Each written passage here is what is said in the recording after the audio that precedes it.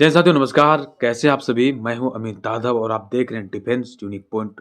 साथियों बांग्लादेश, बांग्लादेश, बांग्लादेश ऐसा हमारी मीडिया चला रही है, मानो बांग्लादेश कोई बड़ा-सा देश है और वो देश कभी भी हम पे हमला कर सकता है।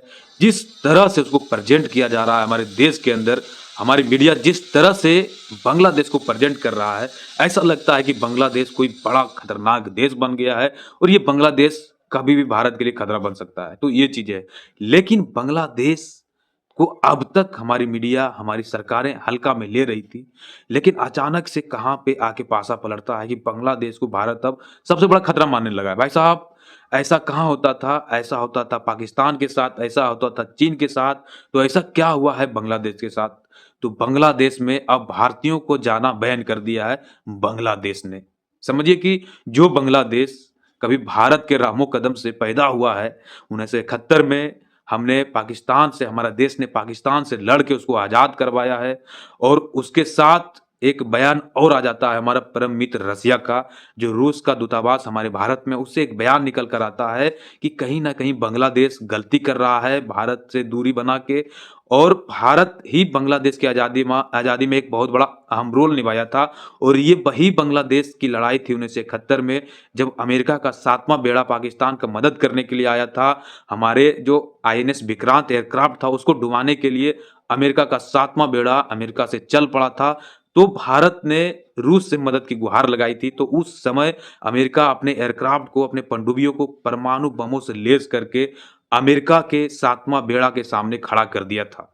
तो रूस ने इन सभी चीज़ों का उल्लेख किया, बांग्लादेश के लिए जो बयान दिया है उसमें इन सभी चीज़ों का उल्लेख किया है कि कहीं न कहीं बांग्लादेश की आज़ादी में हमने भी मदद किया है, रूस ने भी मदद किया है, तो बांग्लादेश को रूस ने चेताया है। तो एक परम मित्र की ये परिभाषा होती है, अभी तक कोई भी देश ऐसा नहीं कहा है, लेकिन रूस देख रहा है कि भारत किस तरह से बेवजह के बांग्लादेश के साथ घिरता जा रहा है। वहाँ के कट्टर विचारक जो लोग हैं, वहाँ पे जो कट्टर धार्मिक लोग हैं, वहाँ पे अभी जो प्रधा वर्तमान में उनके प्रधानमंत्री हैं, वहाँ के कार्यवाहक प्रधानमंत्री हैं मोहम्मद यूनुस, वो काफ़ी कट्टर विचार के हैं और अपने धार्मिक विचार को लेकर पाकिस्तान के साथ वो फिर से जुड़ना चाहते हैं और उन्हें लगता है कि पाकिस्तान एक मुस्लिम कंट्रीज़ है और हम भी एक मुस्लिम कंट्रीज़ है, क्यों ना हम दोनों एक रहें, आखिर क्यों हम भारत के साथ जाएँ? तो ये उनकी सोच है और बेवजह के कोई भी नेता अगर छोटे-मोटे नेता बांग्लादेश में मारा जाता है, तो उसमें भारत का हाथ कहा जाता है। तो भारत का नाम लेके वो साफ-सुथरा हो जाता है, उनकी छवि साफ हो जाती है। तो ये चीज़ें हैं। तो कहीं न कहीं अब बांग्लादेश के ऊपर भारत को भी उसी भाषा में उसको जवाब देना चाहिए। तो ये हमारी मीडिया नहीं बताएगी आपको। हमारी मीडिया ये बताएगी कि हम बांग्लादेश में हिंदुओं को जलाया जा रहा है। इतना खतरनाक उसके बैनर होते हैं कि बांग्लादेश में हिंदुओं को जलाया जा रहा है। यही होती है। सभी मीडिया ये चला रही है खबर कि वहाँ पे हिंदुओं को जलाया जा रहा है। भाई साहब कोई ये तो बताओ कि बांग्लादेश में भारत क्या करे? बांग्लादेश में अभी भारत ये करे कि चुपचाप बांग्लादेश में देखता रहे, समय का इंतज़ार करे क्योंकि अगर हमला करने का सही समय होता, तो हमारे जो खुफिया इंटेलिजेंस हैं, वो कब के वो कर चुका होता। भारत हमला क्यों नहीं कर रहा है? तो आइए हम आपको बताते हैं कि भारत अभी तक बांग्लादेश के ऊपर हमला क्यों नहीं किया है। तो भाई साहब वहाँ पे हिंदू हैं, वहाँ पे सिख, ईसाई हैं और ये थोड़े-मोड़े संख्या में नहीं है, 10-20 हज़ार नहीं है, लाखों की संख्या में वहाँ पे हिंदू हैं, वहाँ पे सिख, ईसाई, जैन सभी धर्मों के लोग बांग्लादेश में भी है और शेख हसीना के समर्थन में भी लोग वहाँ पे बहुत सारे हैं। क्योंकि पूर्व के प्रधानमंत्री हैं, तो वो प्रधानमंत्री तो ऐसे बने नहीं होंगे। उनको बहुत सारे लोगों ने वोट किया होगा, उनके समर्थन में बहुत सारे लोग होंगे, तभी वो प्रधानमंत्री शेख हसीना पूर्व में वहाँ पे थी और उनके समर्थन भी ये चाह रहा है कि भारत के साथ हम रिश्ता फिर से बहाल करें। तो भारत यहाँ पे सही समय की तलाश में है कि अगर भारत को ऐसा लगेगा, मौका मिले कि बांग्लादेश को 2 फाड़ में बाँट दिया जाए, शेख हसीना के समर्थन में जितने लोग हैं, वहाँ पे हिंदू जितने लोग हैं, अगर उसको बल वहाँ पे थोड़ा-मोड़ा भी फ़ोर्स अगर भारत कर देता है, तो कहीं न कहीं एक मजबूत स्थिति में ये लोग आ जाएँगे, तो बांग्लादेश को बाँटने में भी अहम भूमिका निभा सकता है अभी भारत। लेकिन हमला क्यों नहीं कर रहा भारत?